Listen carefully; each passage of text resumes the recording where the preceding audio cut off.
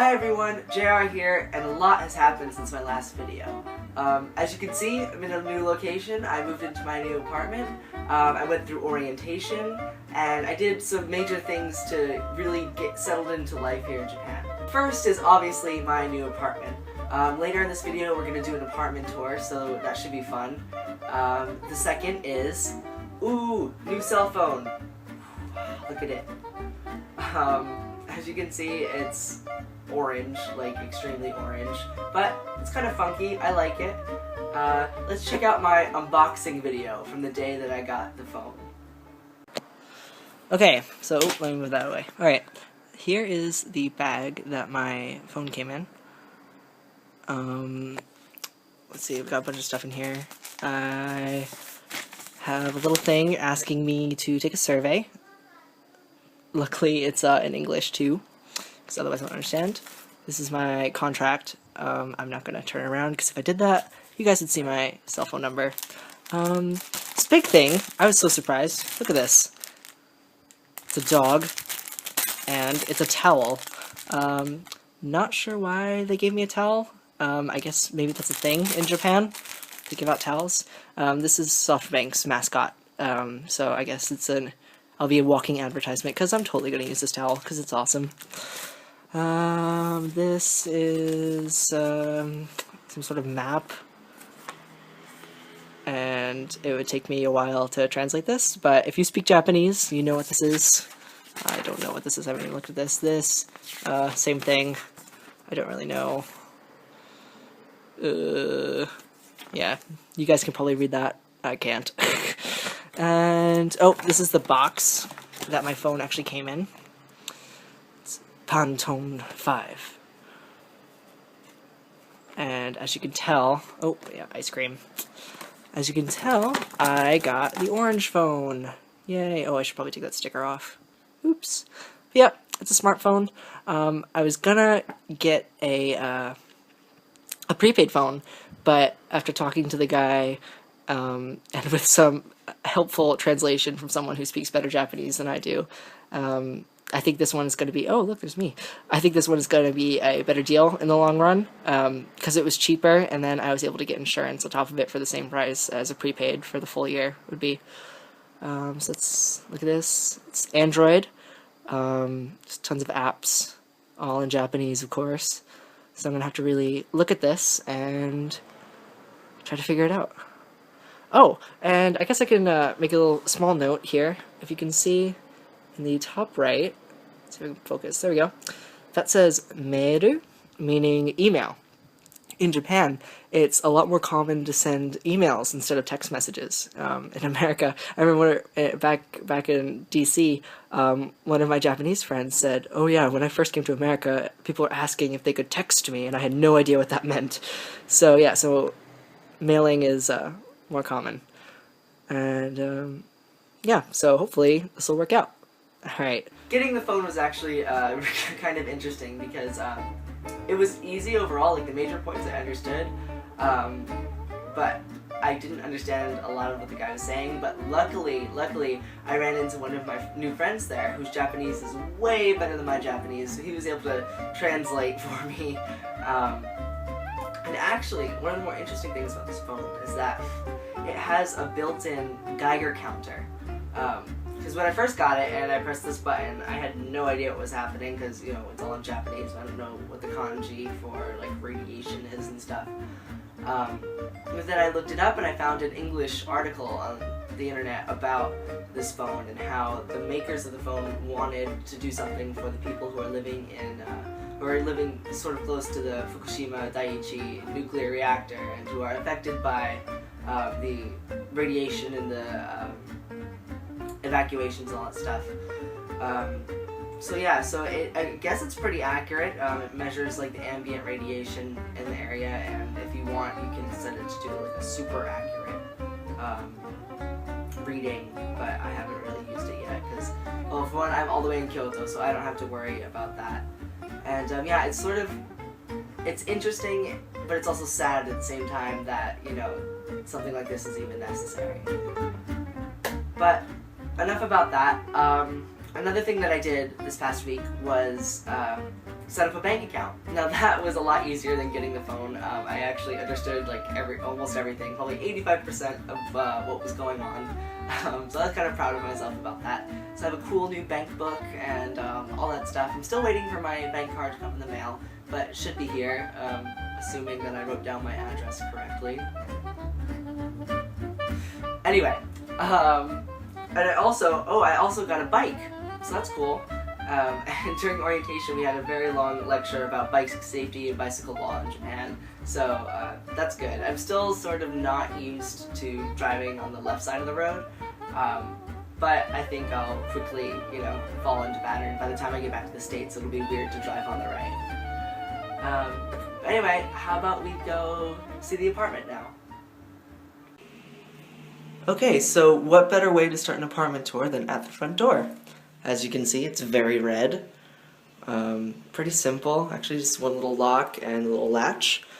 Back up a little bit, you can see my roommate and I, this is where we leave our shoes.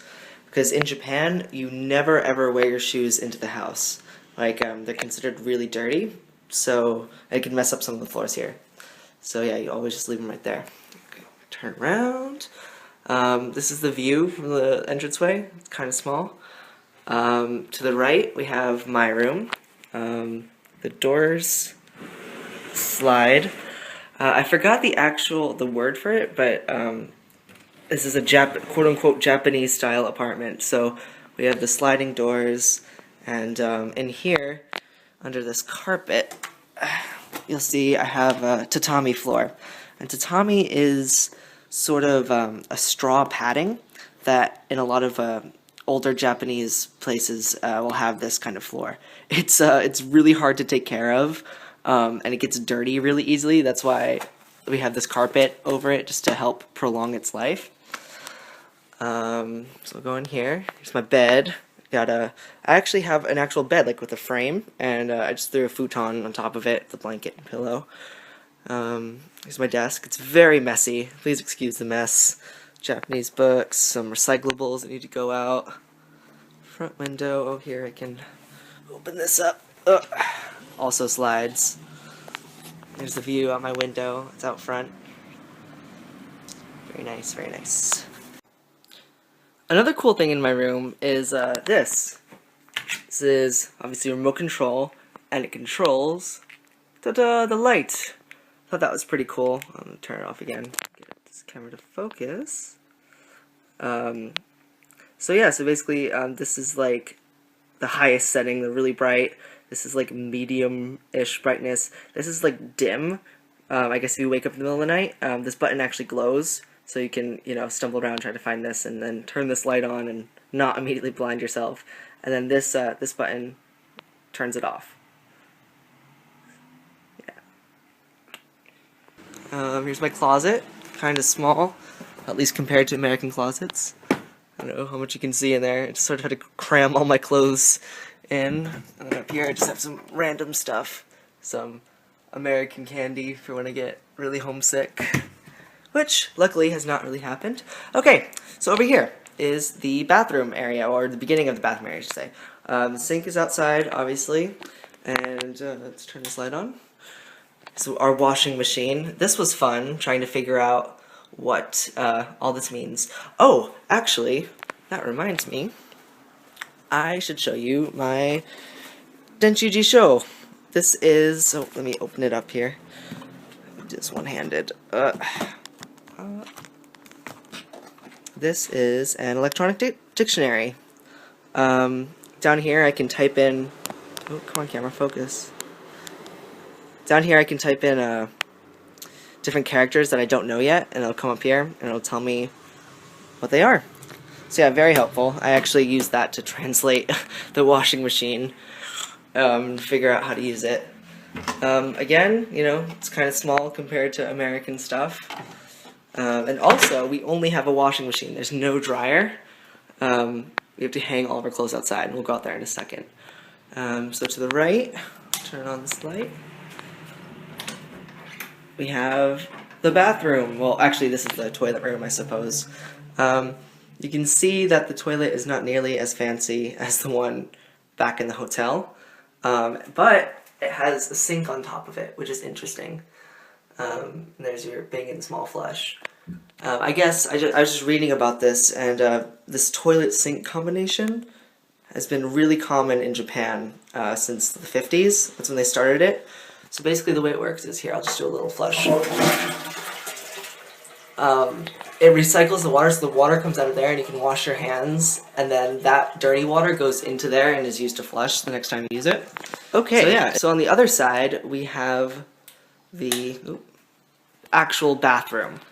Now this, when we first saw it, was a bit intimidating, like what exactly is going on here. It's kind of wet in there from my shower this morning, but basically it's the same rules as last time at the hotel. You shower outside of here, and if you want, you can take a bath in there. Now in this apartment, there isn't like a big hot water heater. There's no like hot water heater. Everything is, oh, I forgot what they called it, but it's like instant heating, like quick heating by gas. So on this machine, you have to first turn on the gas heater by, I don't want to turn it on, but you push this down and turn it to number 1, wait a few seconds for this light to come on, and then you turn it to number 2. And then here, you take this and put it to the left, and it'll come out of the shower head, or you can put it to the right, and it'll come out here and start filling up the bath. So yeah, I mean, it looks kind of crazy when you first see it, but it's really easy once you figure it out. Oop, okay, so let's turn off the lights. Oop, that's not turned on. Okay, so we'll continue down. And there's my roommate's room. I'm obviously not going to go into there. Here we have our little kitchen type of area. Smallish fridge. Let's see what's in here. We got some tamago, some eggs, bananas, stuff like that. Yeah, pretty self-explanatory. Here we have the rules for the garbage. Because garbage in Japan is sort of complicated. You have to separate everything into different types of recycling and basically all of the trash. So here we have our bottles separated from our recycling, which is in the clear bag, which is different than the regular trash, like things that you can't recycle. So yeah, we've got a rice cooker, we have a little electric kettle, which is super helpful. I've never had one of those before, ever, and I cannot believe that in less than a minute I can have boiling water. Like, it just blew my mind. We have a coffee pot that's from Germany, so it doesn't really work because the voltage is way too low here for it to work, so it just sort of sadly drips out. So we've been having to manually do our coffee with this. Just put it on top of the mug, put the coffee in here, and let it drip through. And let's see, this is for working this hose. Again, we have that quick heating system thing where you have to turn on the gas individually before it'll heat up. We don't really use this. I don't exactly know the point of this. I guess if you need hot water, but we haven't needed hot water like that yet. Okay, and then out here is my favorite part, the balcony. You can see there's some clothes hanging out there from laundry. Let's get out here. So, okay, it's a little bit bright. Let me focus. There you go. So this is the view from the balcony. There's lots of houses. And there's a graveyard over there, which is pretty interesting. We've got the mountains. Hopefully this isn't super, super bright. Let me try to focus it in. Okay. Down that way, I don't know if you can see it, but you can actually see the city proper. And it's kind of cool at night, because this will all be lit up, and then over here, where it's more, you know, rural, it'll be all dark, so it's kind of cool. And then, so I'm on the 5th floor, so it's kind of a long way down, but we have a little stream down there, so that's pretty cool. When it rains, that stream gets super overflowed, and it's completely crazy. It's more like a river, but hey, that's cool, you know. And yeah, that's about it. That is the entire apartment. Japanese apartments are definitely smaller than the ones back home, but hey, I mean, how much do you need, right? So yeah, I really like this apartment. It's in a nice part of Kyoto. It's really easy to get to the university from here, which is awesome.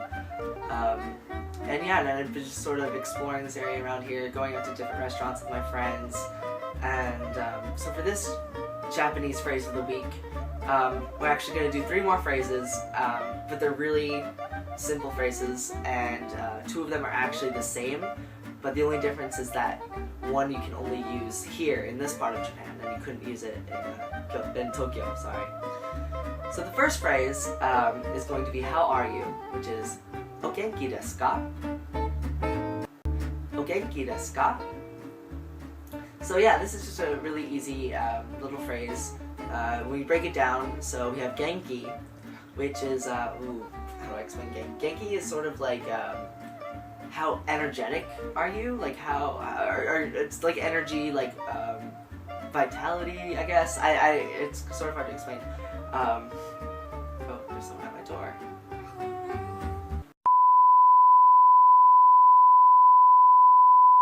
So the next is des, and des is the verb for to be.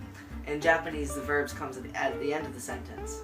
And then the final thing is ka, and ka just makes it a question. Oh, and there's o, of course, at the beginning. O is an honorific. Whenever you're talking about someone else, you always want to sort of give honor to that person. This could be totally wrong. This is my understanding of it. So when you're talking about someone else's genkiness, you're saying o genki, asking, you know, how genki are you? So yeah, so ka makes it a question at the end. So finally, it's o genki desu ka? O genki desu ka? That means how are you? So the second phrase, I'm sure you've, or at least sounds vaguely familiar, is arigatou gozaimasu. Arigatou gozaimasu. Now, of course, you English speakers out there, you probably have heard it from Domo arigato, Mr. Roboto. Of course, okay, no copyright there. Sorry, Styx. I'll give you credit at the bottom. But yes, a lot of people have heard arigato before. Now you can just say arigato, you can leave it at arigato, except that's not polite. You'd say that to like your friends and someone you really know. Adding gozaimasu at the end makes it more polite, and you can say that to anybody. You know, you say that at the store, you say that to, you know, people that you interact with in your everyday life. So one more time, it's arigatou gozaimasu. Okay, so finally, the final phrase is actually a Kansai ben, a Kansai dialect word that I heard for the first time the other day when I was leaving a restaurant. And one of the people who worked at the restaurant said, "O kini, o kini." So I asked one of my friends what that meant later, and she told me it's thank you. And the way that she explained it is the first part is o, which means like big. The second is ki, which is like feelings. And then the third part is ni, which is directional, meaning to you. So it's like big feelings to you. So yeah, and I just thought that was really cool. That was one of the times where Japanese just like made a lot of sense to me. It was really clear. So yeah, so I've been saying it sometimes here if I know that the person is from the Osaka or from Kyoto or from, you know, Kansai region. So one more time, it's o kini. O kini.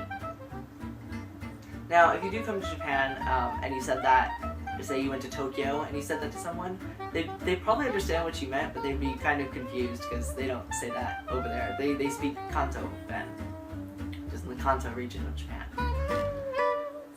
So yeah, so there you have it. Our 3 phrases, once again, are o genki desu ka? O genki desu ka? Arigatou gozaimasu. Arigatou gozaimasu. O kini. O kini. Alright, well, that about does it here. I guess I will do another video in 2 weeks or so. Classes actually start this Thursday, so I'm gonna get really busy, so hopefully I'll have a lot more outside video about my adventures and stuff. And yeah, I will see you then. Bye!